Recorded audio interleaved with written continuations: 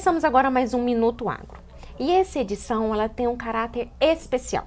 Nós estamos no mês da mulher e hoje nós temos uma visita muito importante e muito especial neste programa. A prefeita Nárcia Kelly de Bela Vista de Goiás. Muito obrigada pela sua presença, prefeita. É um grande prazer te receber aqui no nosso programa, para você contar um pouco da sua história. E nós sabemos que você veio da zona rural, mas que você também inovou, criou empreendedorismo, criou cooperativas e é uma gestora pública. Então, eu queria que você contasse um pouco da sua história para nós. Seja bem-vinda. Obrigada, Josi. É um prazer para mim estar aqui com vocês, falando um pouco da nossa trajetória e desse assunto que eu amo, que é cooperativismo, que é agricultura familiar, que é a participação da mulher nesses espaços dentro da sociedade, seja na política, seja no empreendedorismo, seja no agronegócio. E a minha história começou muito interligada ao meio rural e ao agronegócio também. Bom, aos 19 anos eu fui eleita presidente da cooperativa de Polvilho do Cará. É a cooperativa que engloba toda a minha família ali na região do Cará. Por mais de 50 anos, todos os parentes que produziam polvilho do Cará eram concorrentes entre si. Em 2005, foi um grupo de pessoas lá, o poder público, falar de cooperativismo.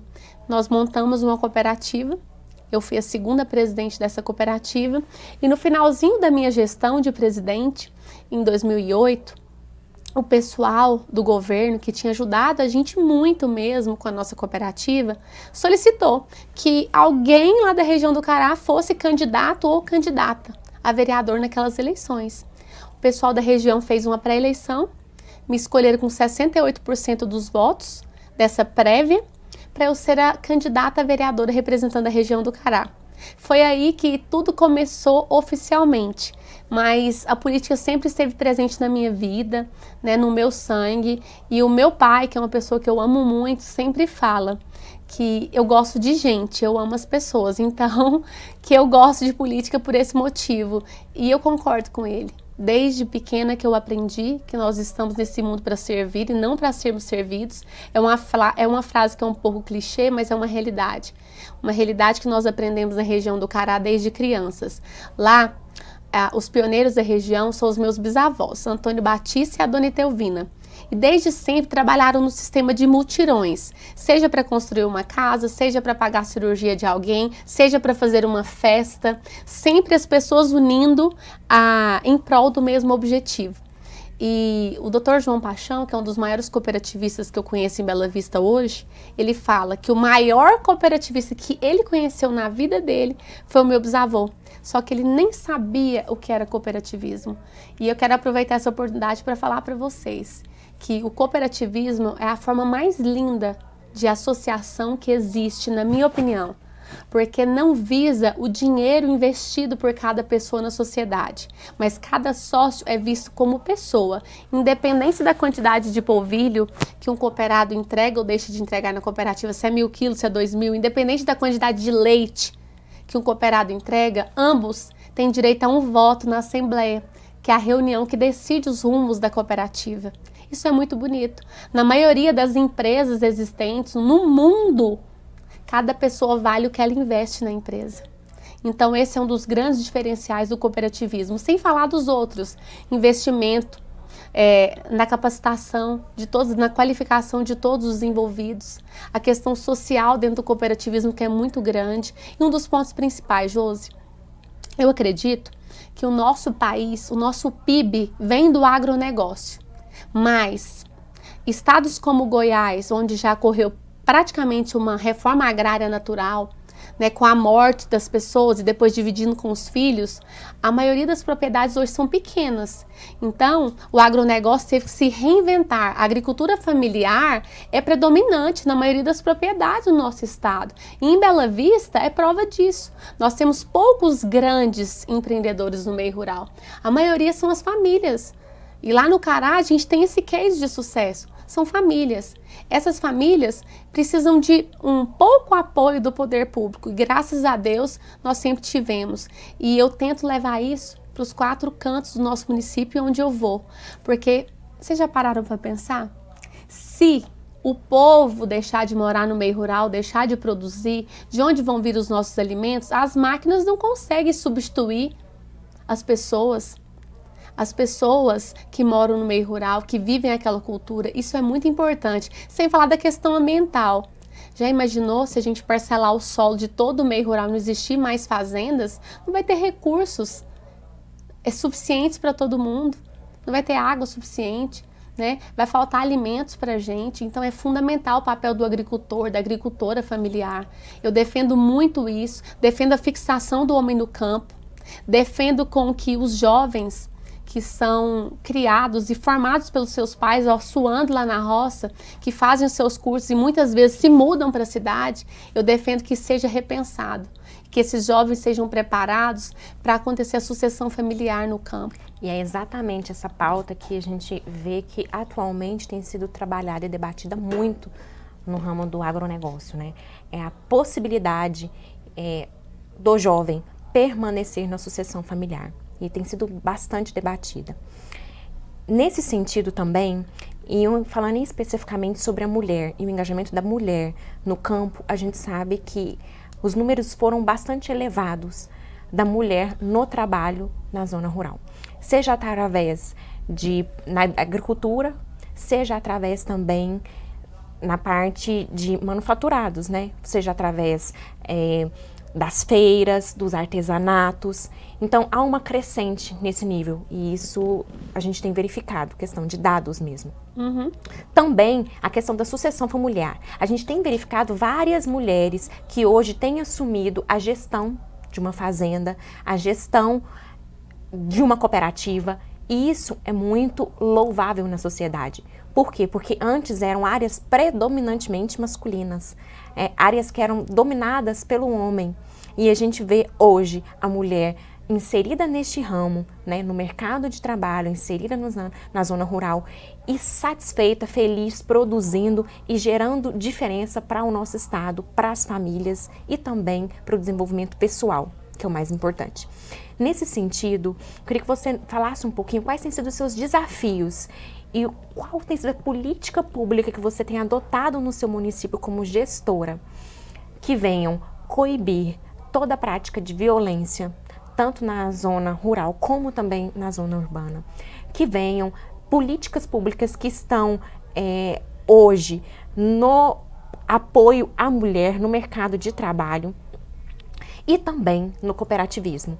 E quais têm sido os seus desafios e como tem sido o enfrentamento de áreas tão masculinizadas e hoje estão nas mãos das mulheres? Eu acredito, Josi, que nós estamos no caminho certo.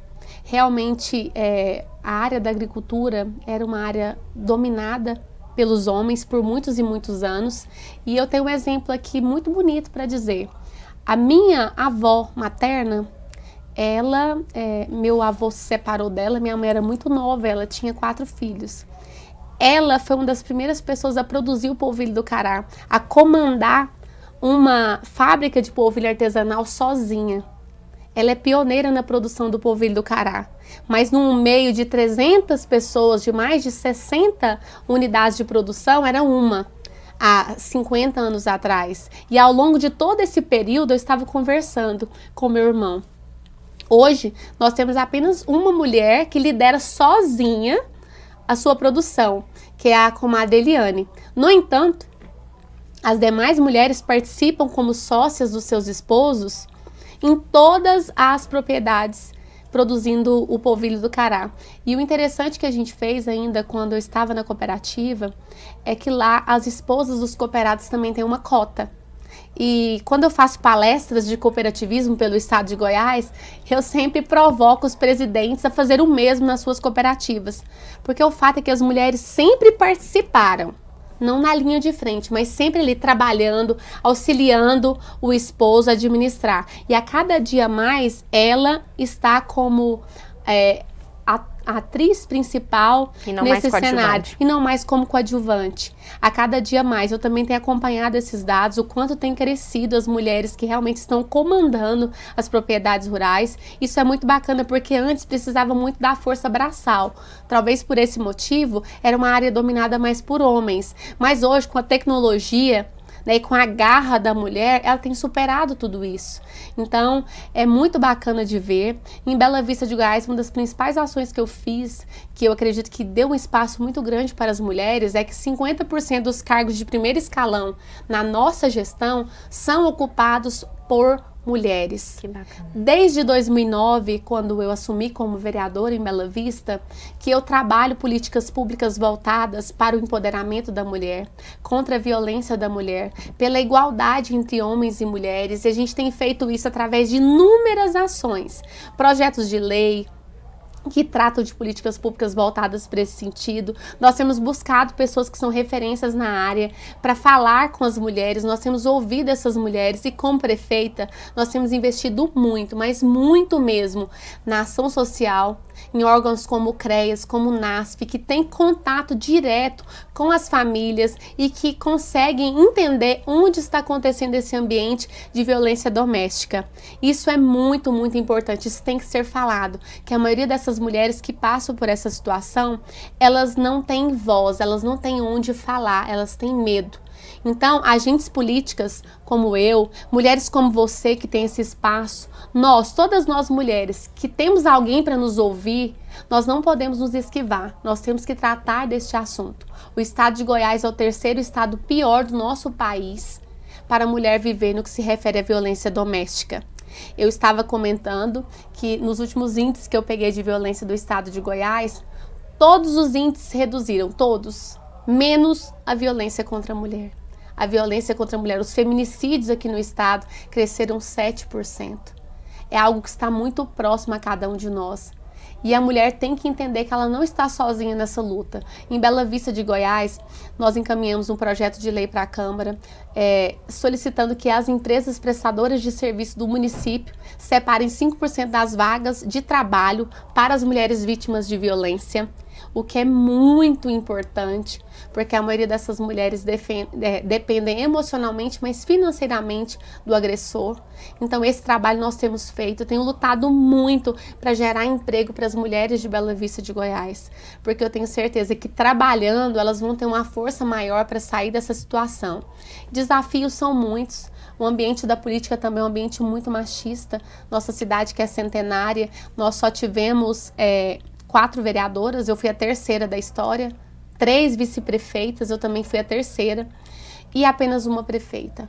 As mulheres não participam muito, mas a história está mudando.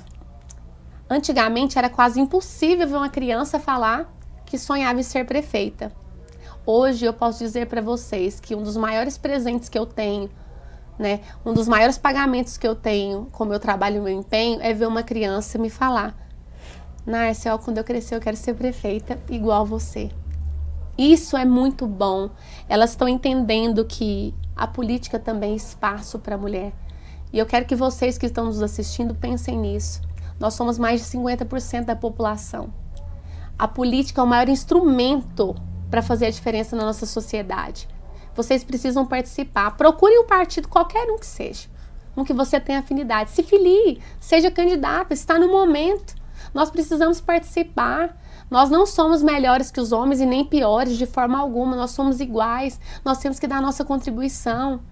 As políticas públicas voltadas para as mulheres no nosso país, elas são tratadas por quem? Por homens. Quando você olha no Congresso Nacional, a gente tem 10% das cadeiras ocupadas por mulheres. Veja só, em Bela Vista, de 11 vereadores, nós temos uma vereadora. Quando a pauta é mulher, quem trata dessa pauta são os homens. Quem tem que falar do que a gente vive, o que a gente precisa, o que a gente passa, o que a gente sonha, o que a gente quer, somos nós. Só nós para saber realmente o que a mulher quer na sociedade. Então, por isso a grande importância. E as mulheres cada vez mais têm ocupado esse espaço na obra do novo hospital e clínica da saúde da mulher que nós estamos construindo em Bela Vista. Fiquei encantada. Nós temos lá a Dona Ivani, uma pedreira que está lá trabalhando. Uma mulher trabalhando lá na obra. Eu fiquei encantada quando eu vi. Era um ambiente também totalmente masculino, porque é um trabalho braçal, pesado. Mas tem ali uma mulher trabalhando e lutando. Então a gente está aí firme, eu sei que tem muitas mulheres trabalhando nesse sentido. Eu também estou nessa luta, eu tenho certeza que unidas com os homens, porque não é uma luta contra eles, Jamais. Jamais. Nós temos que trabalhar em harmonia. Nós vamos superar isso. Eu acredito muito que esse cenário tem que mudar de violência. Esse cenário também da independência financeira da mulher vai mudar a cada dia. Eu tenho certeza disso. Também acredito. Venho aqui agradecer a sua participação neste programa. Parabenizar todas as suas ações. Nós temos acompanhado e a sua história, ela é inspiradora. Você inspira pessoas e esse é o nosso papel aqui.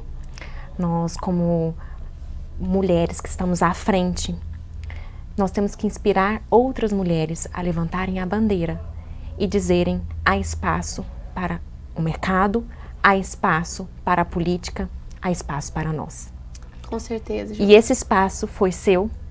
Fico muito feliz, muito grata. Sua história de vida, mais uma vez, me inspira. Você para mim é uma referência, e a sua família, de luta da agricultura familiar, do cooperativismo. É uma referência nacional, né? O polvilho do Cará hoje é uma referência nacional. Deixou de ser somente do estado de Goiás. E isso se deve à gestão da sua família, da sua pessoa e o que você tem produzido também naquele município.